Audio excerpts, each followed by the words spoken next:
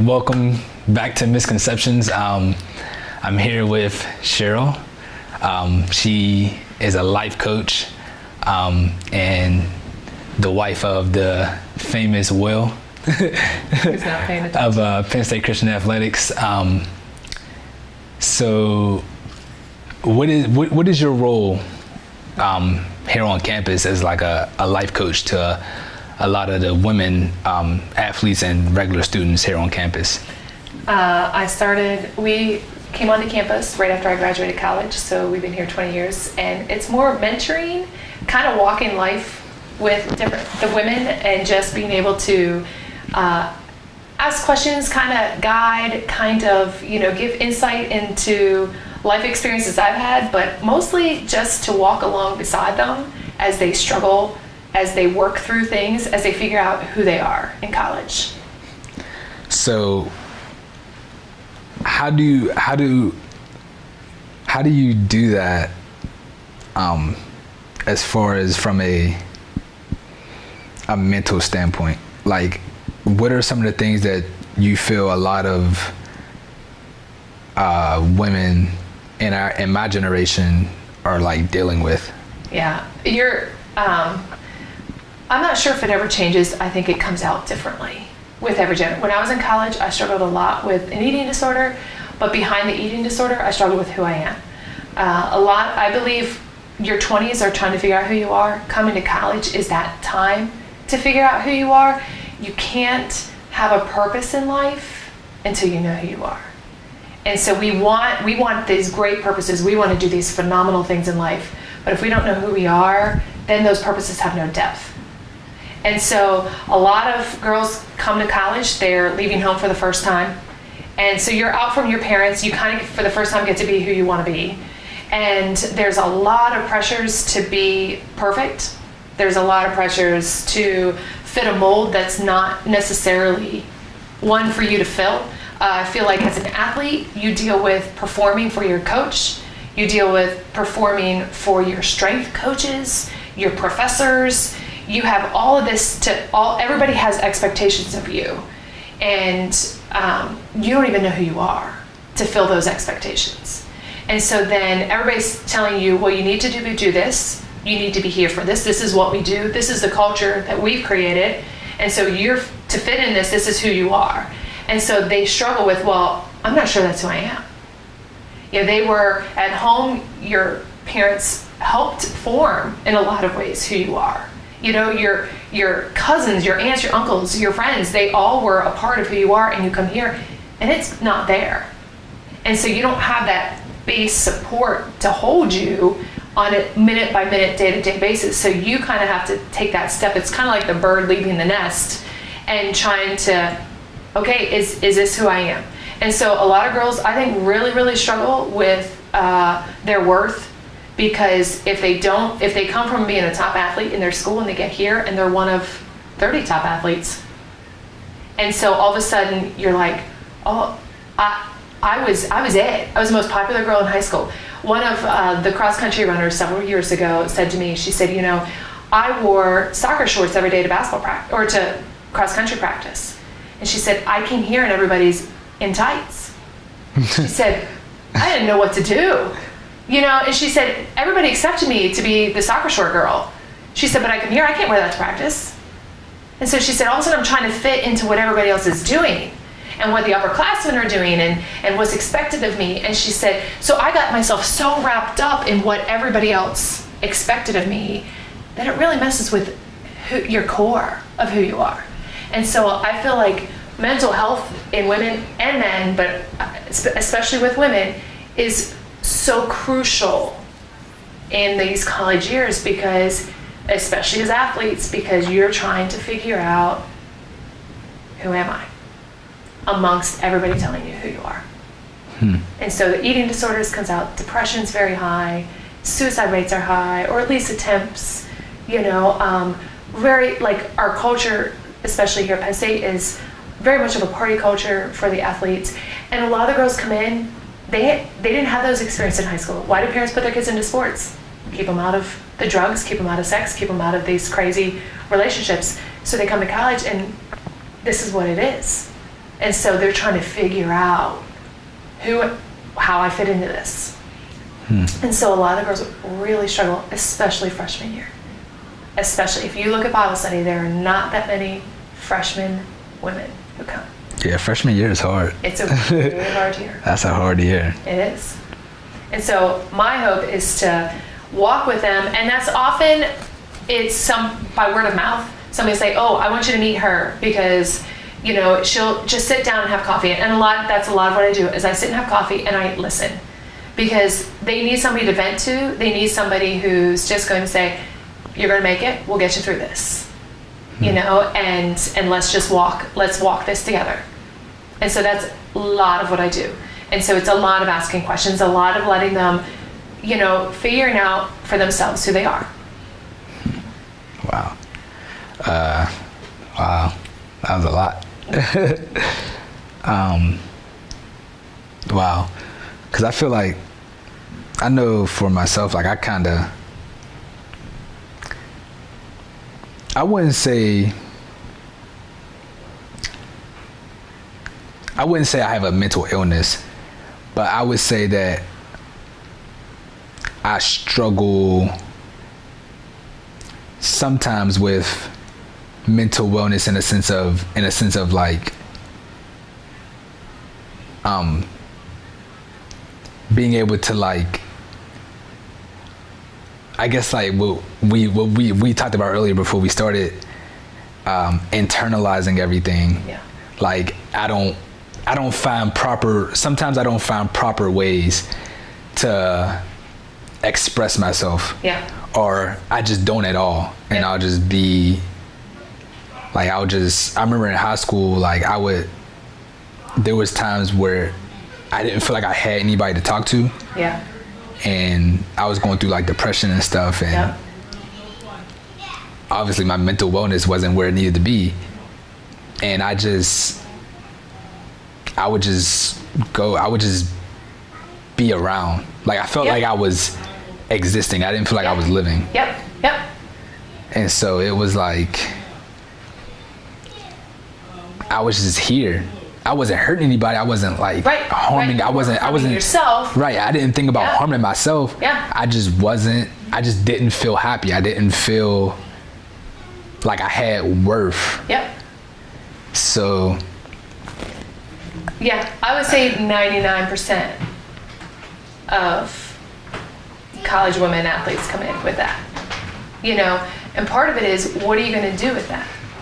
Part of it is, sometimes we can look at it saying we don't have good mental health, but the reality of it is we have to hit a bottom to start to come out and see who we are. Like sometimes our circumstances have to get so bad so that we figure out, oh, I do value who I am. And we don't want to go there because it hurts so much to go there. But to be honest, on the long-term range, you need to get there to see, oh, I do value myself. I do have worth. Like for me, I would say we focus so much on not wanting to struggle that we miss the beauty in the struggle. And so for me in high school, I hated high school. It was just really, those were hard years. And so I slept around a lot, I drank a lot, I smoked a lot, like I did whatever it took to, be out of this cycle. But that's what eventually flipped and made me who I am today. Because sometimes we have to lose ourselves to realize there's more to life than us. Like from my perspective, I would say we have to get past seeing ourselves and see God and see his character and see his love for us. When we start to see that, I think that's what I was missing. Like I didn't feel like I didn't know. I was wondering, like, is God hearing me? Yes. Like, yes. Does he really love me? Like he said, like, I don't understand. Yep. So. And if you didn't go through that, when you do finally hear him and realize he's there, you would miss it. You would totally miss it if you didn't know what it was to not hear him. And for me, I had to hit a point where I hated myself, I hated my life, and I was like, okay, God, I'll do whatever it takes to get out of this because I hate it. And I did. And it was like overnight. And I thought, okay, I'm going to live a different life then. And God, and I realized for the first time in my life, for me, it was literally the first time in my life that I saw God and understood him. And it gave me direction. It gave me purpose. But so much of what with the struggle is our life is very internalized. So I internalize like you do. And so I'm always trying to figure out my role, my part, my everything. And when we don't have an outside value, like God, because God created me, that's why I'm here. Because God loved me so much that he died on a cross for me. He gave his life for me. That's why I'm here. Then I internalize different. Because I'm like, okay, God, what are you trying to do here? What do you want to do with my life? Where would you like me? You know, who am I? Because then all of a sudden I'm like, okay, I'm someone who loves to talk to people. Okay. And so, okay, God, how are you going to use that? You know, and so for the first time, it gave me outside purpose for who I was. Before, I was like, I love to talk to people, but people don't understand me. I don't understand my family. I don't, you know, they misinterpret me. And this time, it gave me a purpose of saying, oh, so if I love people, yes, I'm going to be misunderstood. That's part of life. But it's because of God who he is, of forgiveness, that I forgive myself for those things. I can forgive other people for things that happen. And so what resonates with me, one of the girls that I mentored several years ago came in as a top recruit and phenomenal lacrosse player and got injured the first practice. So she came in and injured so much that she never played. Wow. So she had permanent limp. And so she went from being everything to nothing overnight. And she had to really do a lot of soul searching to figure out who she was. So in the course of that, really developed a pretty severe eating disorder. And so, but was doing well in school, was doing, you know, on the outside, looked like life was pretty good, but on the inside, just completely torn apart because she didn't know what her purpose was now that she lost lacrosse. And so very, very high, just phenomenal girl as far as what she was capable of doing with life, but had no idea the purpose behind it. And so as she struggled with her eating disorder, she ended up moving in here with us. And I would talk to her and we would talk about values. We would talk about what is she really like in life. You know, she loves meeting with people, but she looks at her schedule and it throws her off. And she's downward spirals because she's like, I'm so busy, I can't breathe, I can't function, I can't do all this. So then she was reading 7 Habits of Highly Effective People with therapy, and I was reading it as well. And it translates into where your values versus focusing on what you value in life instead of your schedule. So for her, it was, okay, I value people, I value doing things very well, I value, she's a Spanish major, being able to relate to kids, all this kind of stuff. So it took focusing on that and not focusing on this schedule here that kept her so busy. And so she had to learn to take it off of her day-to-day, like, these things really stress me out, to say, I'm able to spend the time with people, I'm able to interact with children, I'm able to grow my Spanish. And so that was part of her healing. The craziest part of her healing was when she moved in with us was Dominic. Dominic our youngest has a lot of issues, and she saw us choose to love him regardless of his issues. And so after she moved out, she said the greatest part of healing for her was seeing how Dominic was loved because of his issues. And she said, I realized people love me because of my issues. And from a God perspective is the fact that God loves you so much no matter what your issues are, that he was willing to die on a cross. And so for her, all of a sudden it gave her the idea, I'm okay. And it gave her worth to realize, I do have a God who loves me that much. And people do love me regardless of my issues. And not all of us have issues. Right. Like there's no way around it, you know? And so it's a lot of forgiveness. It's a lot of give and take. But so much of us, we internalize it and we can't seem to get out of that inward constant spiral. Sometimes I wanna talk about it Yeah. But I don't know what it is. Something inside me is just holding me back from that, Yeah. from Yep. actually talking about it. Yeah. Like, Because it's like I have to really pry it out of hear it. myself. Yeah. Yeah. And the reality that people do care to hear it. People want to hear it. And it's believing that because of who you are. Like, you have value because God loves you that much. And people will hear you. But that's the same way. Like, you don't want to tell people your stuff. Yeah. Right. You know, but so much life can be given by what you learn through your stuff. You know, and so being able to talk about it and work through it, you start to see the lessons in it. You know, you talk a lot about crucible moments in life. And so crucible moments are probably one of the hardest moments of your entire life, but you get the most joy out of them because you see the lesson learned. You know, I herniated 2 discs in my back when I was 30. And so I had to lay flat for 4 months. And I had never gone a day without working out in my entire life. I could do anything. Yeah, that's tough. And I had to lay flat for 4 months. I thought I was going to die. Yeah, I would feel like that too. My 30th birthday, my best friend growing up brought me a basket of mics because I was so depressed because I was just laying around doing nothing for 4 months. I think that affects it. Like, I think that plays a role in mental wellness and like depression and stuff. Like, not being able, like, not being immobile, and like, at least for me, I have a lot of energy, so not being able to get that energy out for so long, it's like I just get into like a bad mood, or I get sad, or my it's legs just hurt, everything hurts. Yeah. I mean, Will will tell you, like, he knows every couple of days I have to go. I just need to get all this energy out. I have way too much energy. But what it taught me was I survived it. And I can go without working out, which released the hold that working out had on my head. Because we get stuck. We're like, oh, I have to work out. I have to be able to do this. This is who I am. This is a part of me. In reality, who are you? You're a child of God. You're fearfully and wonderfully made.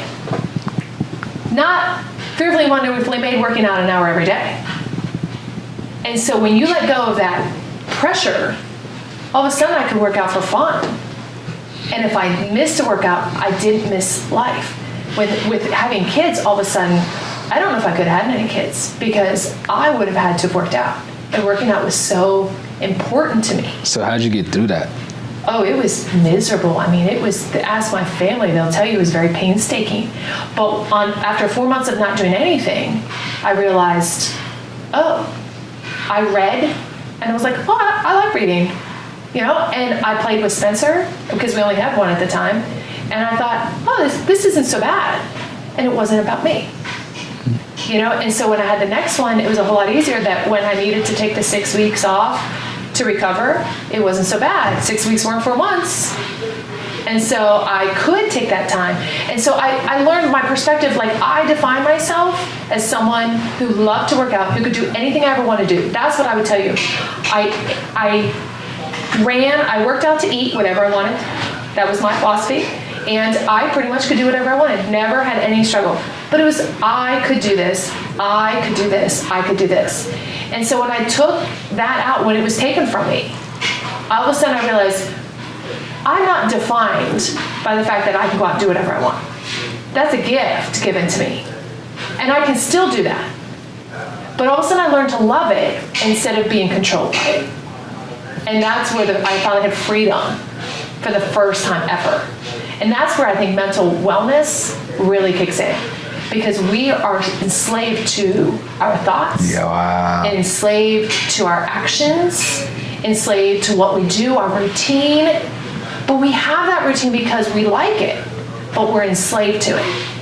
And so with Jane, she got enslaved to her schedule. Even though she loved the people, she was enslaved to that schedule. So mental wellness is about breaking the slavery to things and doing it because we enjoy it. And that's what I had to do with working out. I had to get to a point where my life wasn't dependent upon working out. Mm-hmm. And then I wasn't enslaved to it anymore. And then I loved it again.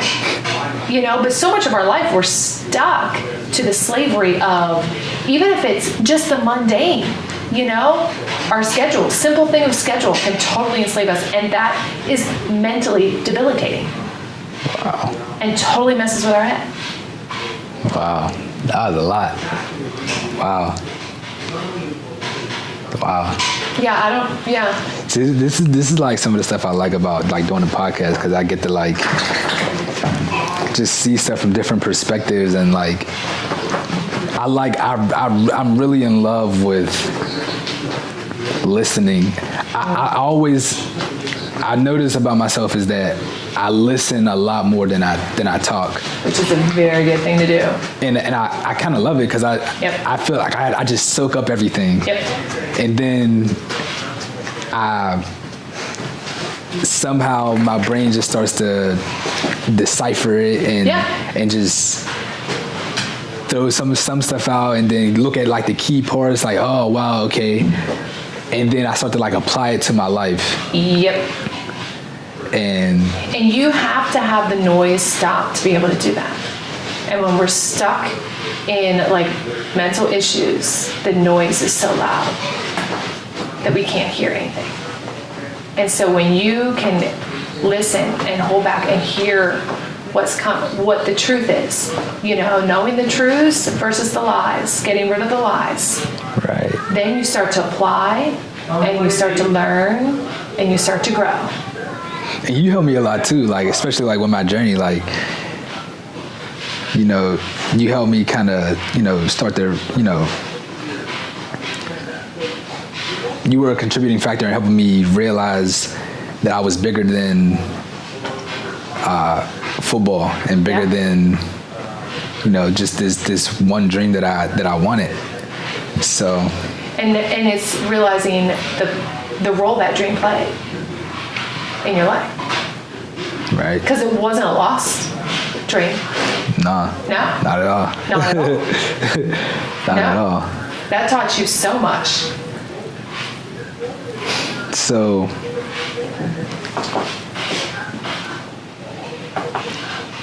much of the world, I feel like, is wrapped up in basically the world saying, okay, this is how you live life. You wake up as a kid, you grow up, and I don't know, this is just the way I see the world. As a kid, you grow up and they say, what do you want to be? And they tell you, you can be anything in the world, right? Just pick whatever you want to be. And our imagination is so big and grand, right?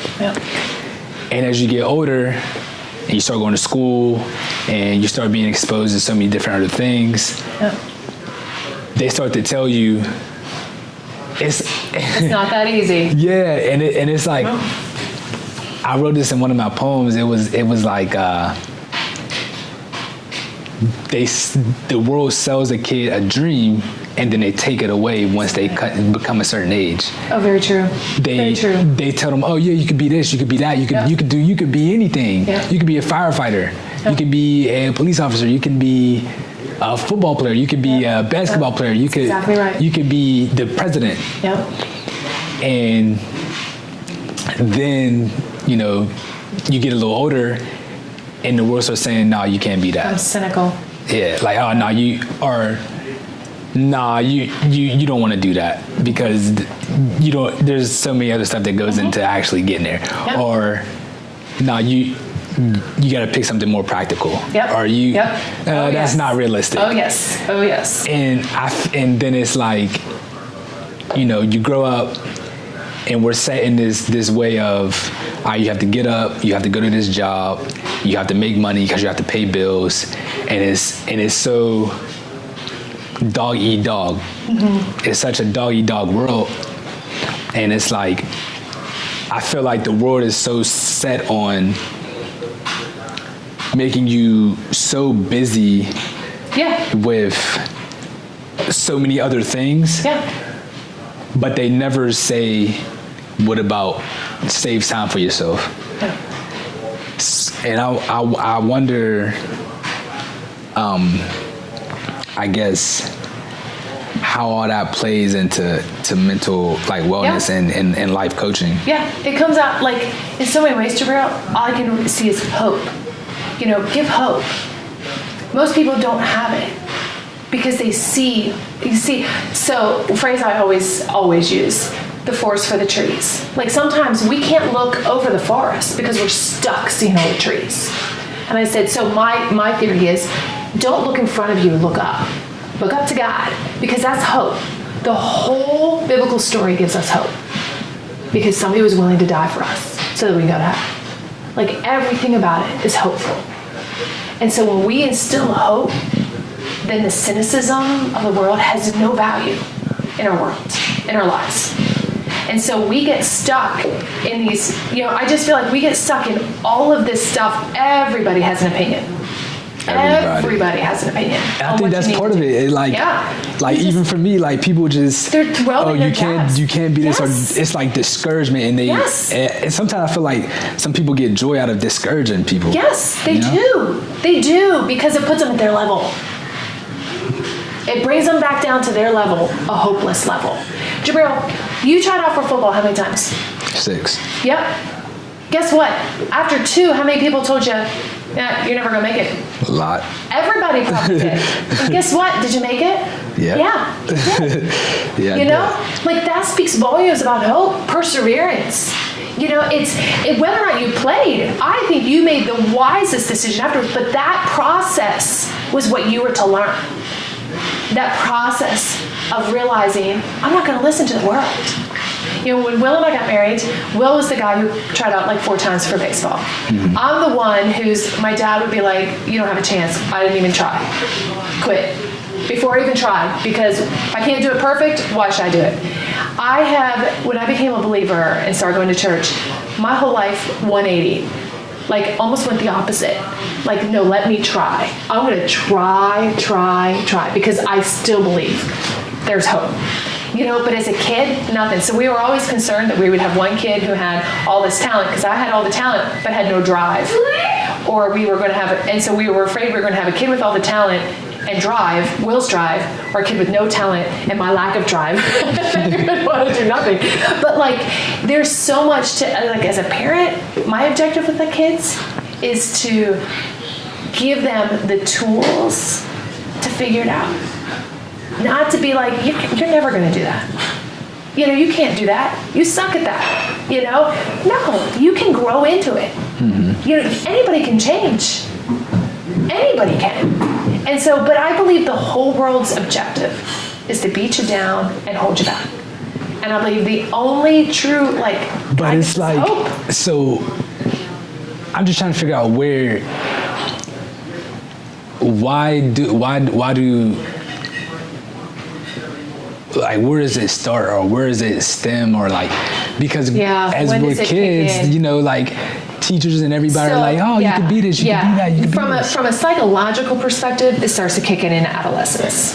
Your adolescent hormones all shift, and as you go through puberty and all this kind of stuff. So in reality, a great term I actually heard, just typically what they would say is, you get everything from your parents till about 14, 15, and then you need other people to feed you because you're not listening to your parents and you're focusing on the world around you.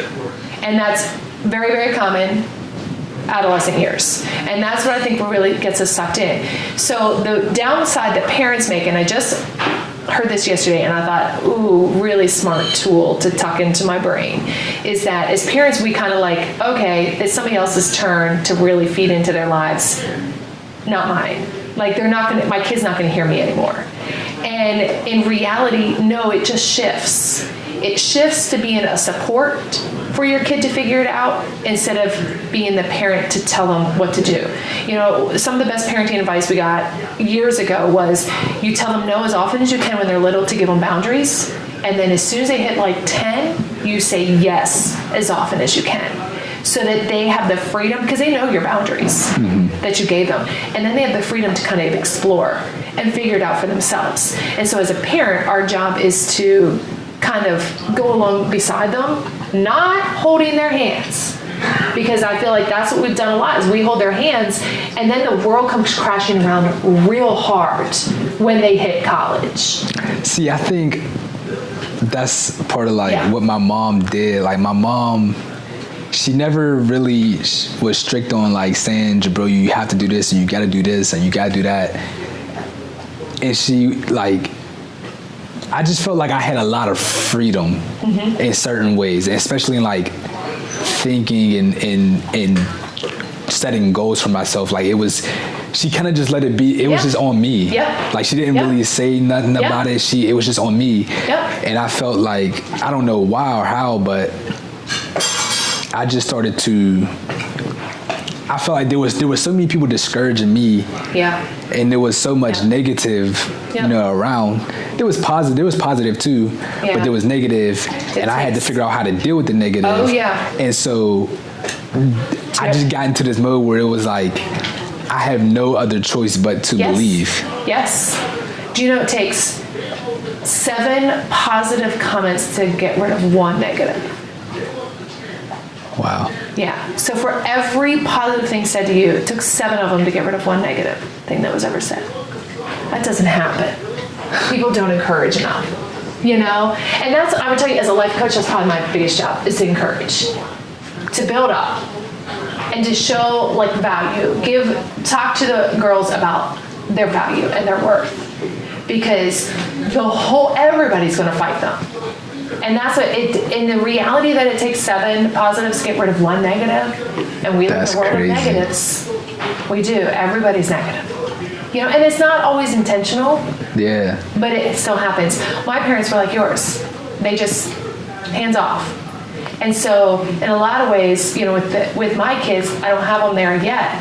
You know, but my hope is that I'll be a cheerleader and encourage them, but be there, you know, to be that voice to dispel the negatives, but not hold on. That's what my mom does. Wow, that's crazy.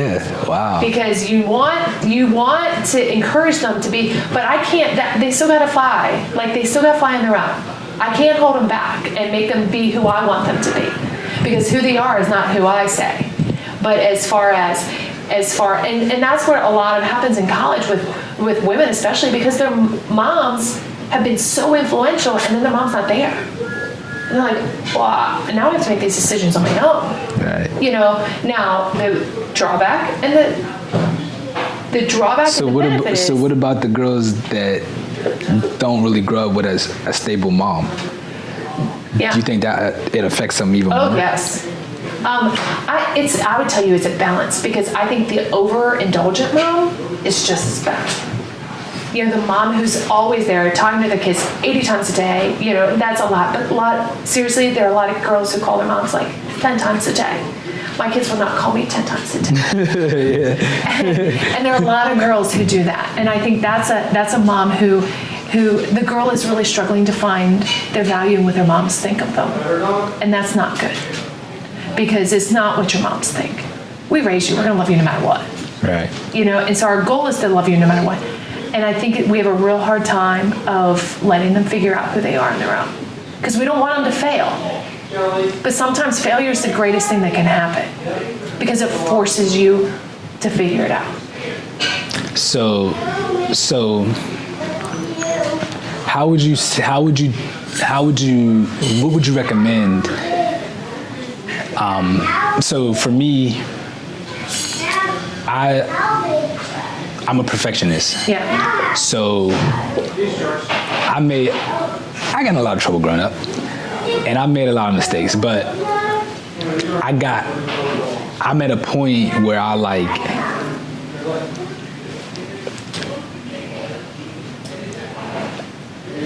it's almost like when I make a mistake, or when I make mistakes, I beat myself up too much about it. Yes, you do. And so there may be there's people you make a mistake and you want to be better than that, right? Like you want to be, because you demand excellence out of yourself. Right. And so when you don't hit that mark, whether it be in sports or just as a person, what do you recommend for getting past the mistakes that you make? Yeah, that's where forgiveness comes in. That's where you got to understand true forgiveness. We forgive other people really well, I don't believe we forgive ourselves very well. And to forgive yourself, you have to be able to love yourself. And so that's what it comes down to. When you love yourself, when you have an honest idea and true love for who you are, you can say, okay, that was a mistake. I gotta correct it for next time and move on. Because you see the long term. But when you make a mistake and you're uncertain of who you are, you don't love who you are, that mistake is detrimental. And it's very hard to get past it. And so then when the next mistake comes, it sucks more life out of you. And it sucks more life out of you. So my core value would tell you, when you understand who God is, because God is love, then you understand who you are and the love that he has for you. And then those mistakes are given perspective. Because you realize, okay, I'll grow from them. You made a lot of mistakes in high school. Look where you're at now. Did those mistakes have any impact on it? Where you're at now? I think so, but in a good way. I guarantee you they did. Because it forced you to start to face. Like, okay, I had to work through this one. When I made mistakes in high school, it destroyed me. You know, I was literally, it just went from one mistake to another mistake because I couldn't grab it. And then I had an eating disorder on top of it, so then I lost all athletic ability. And I really paid the price on that because I was hurting my body so much. Mm-hmm. But all of those forced me to get to a point where I realized how much I didn't like myself. And then what happened from there? And from there, somebody started, I would randomly go to church on Sundays, which was kind of crazy. And I saw, they would always talk about love of God, love of God. I'm like, what does that love look like? You know, and I can honestly tell you that's been a God and I conversation for years. Because for me to fully grasp his love, I have to fully be able to love myself then. But even more so, to take a child who is not mine and love him well. And to see that the love God has for him, because I often view that as his love for me. Like, it's your core, because when you understand that God loves you that much, that you have value in that love, then your mistakes are only short term, because there's longevity, there's eternity perspective, an eternal perspective, you know? And so when you don't have that, you get sucked into this. And so for my goal as a life coach is to encourage on who they are. Like, you are a child of Psalm 139. You are a child of God. You are fearfully and wonderfully made. He knew everything you were going to do before you did it. So this mistake you made is already known. Is it really a big deal? You know, it is to you now, but in the long run, probably not.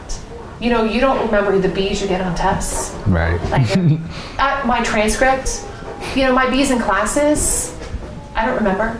They didn't have that big of a, you know, now as life goes on, gotta get out of here. Go get in the office. And so they didn't have a huge impact now. But at the time, I thought my life was going to end because I didn't make nursing school the way I thought I was going to. You know, well, in reality, I'd be a whole different person if I had. And so God gives you, yes, you're going to have shifts, but when your value is placed on, when your sense of value is placed on what you really, really want out of life. Like, if you were to die tomorrow, okay, what do you want your friends to say about you, your teammates to say about you, and your family to say about you? Do they want to say, well, he got that B on that test that day. He missed that shot. He missed that catch playing football. No. You want them to say, he was a great friend. He loved well. He was a great uncle. He showed me he was a great role model. So when that's your perspective, then these other things don't get as much value to them. You know? And so from God's perspective, that's him. God saying, this is who you are. You're not determined by these pluses and minuses. You know, not these A's and B's, not this catch and this miscatch. You know, it's based over here on who you are. And our failures often have allowed us to be a better friend because we're not stuck in ourselves. Right. You know, it allows us to listen. The greatest gift you can ever have is to listen. And when you're stuck in not really sure who you are, you're not listening to other people. You're only worried about what's going on in your head. And so you get stuck so easily in this area over here. But for the girls, I'm like, no. That's the here and now, but this is who you are. You know, it's not going to change. Sorry, you have a dog. No, it's all right. That's it, really. Okay. Thanks for coming on the podcast. Yeah, thank you, Cheryl. I loved it. It was great. I knew you have like a lot of good stuff to say. Not anything. So I knew I had to get you on here. So yeah, thanks for joining me. Yeah. All right.